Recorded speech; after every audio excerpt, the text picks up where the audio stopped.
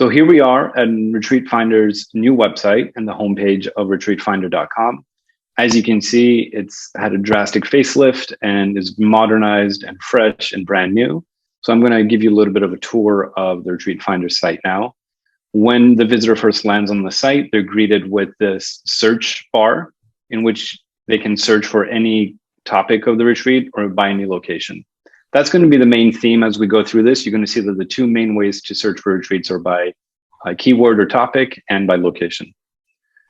And there's three main pages to the site, which is reflected here in the menu. And then one is for yourself to come and learn more about signing up. So we have personal retreats is the first category, group programs and events, second category, and then spaces for rent, third category. Spaces for rent are actually retreat centers who are also having spaces for rent available. However, for the sake of the user experience, if a retreat leader wants to come and find your retreat center to rent a space, we've separated them out into different categories. And we'll show you how that plays out as the demo continues. Here's a couple of spaces for ads. So if you'd like to purchase a banner ad, this is one of the areas that is going to show up. And then we have category pages. We have over 20 different categories on the site right now. And so we will show you how to associate a category with your retreat, whether it's a retreat center and you have a focus on a particular category, or you're listing a program and event under a particular category. And so I'll demo this in just a few minutes. Beneath that, right now, we've got a series of reviews. These are all bogus reviews right now for demo purposes, but that's what that is. And then a little email newsletter sign in and another advertising bar for a full-size leaderboard. These are called 1/3 leaderboards, and we'll get into that later. So that's the homepage. Let's come into personal retreats, which is either this box here or up here at the menu item.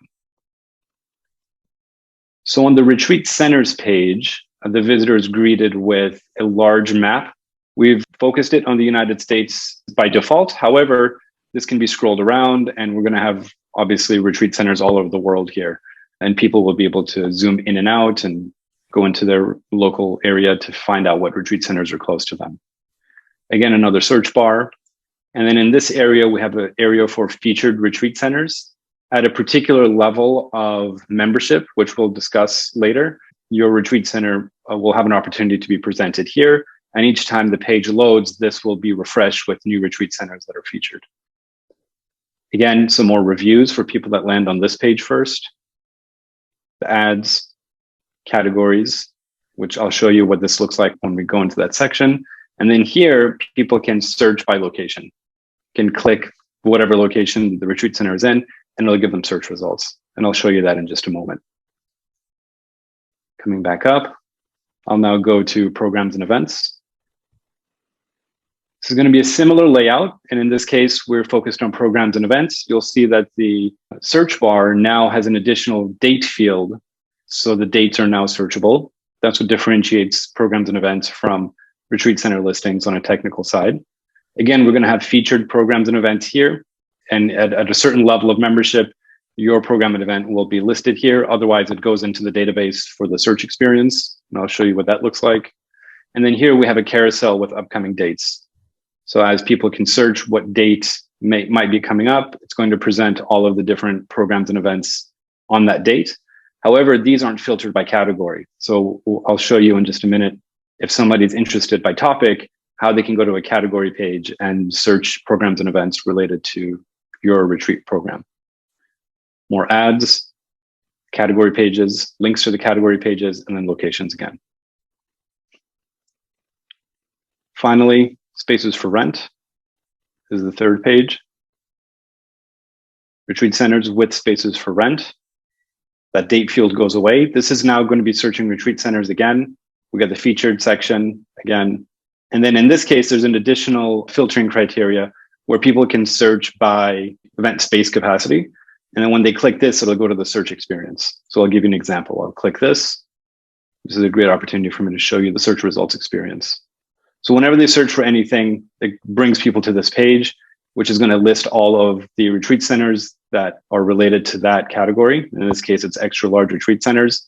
And then they can search by location. They can further filter this by whatever category or location that they may be interested in. Then you simply come back here.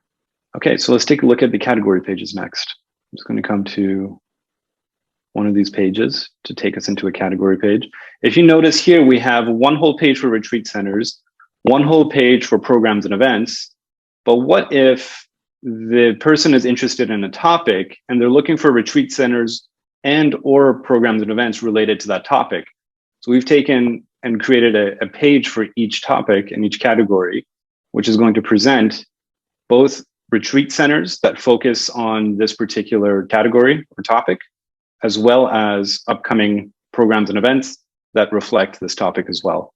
And so in this one place, this is where our hypothesis of creating the site usable for people and making it relevant to their interests really comes into play, because they can come into this one page and see the retreat centers as well as the programs and events that they're interested in. And then what happens is from here, all they have to do, if they want to see more, they can click here and it takes them to that search results experience, in which case the category is already selected and they can just go on and continue searching and further refining the search by location if they wish, and so on. So that's that.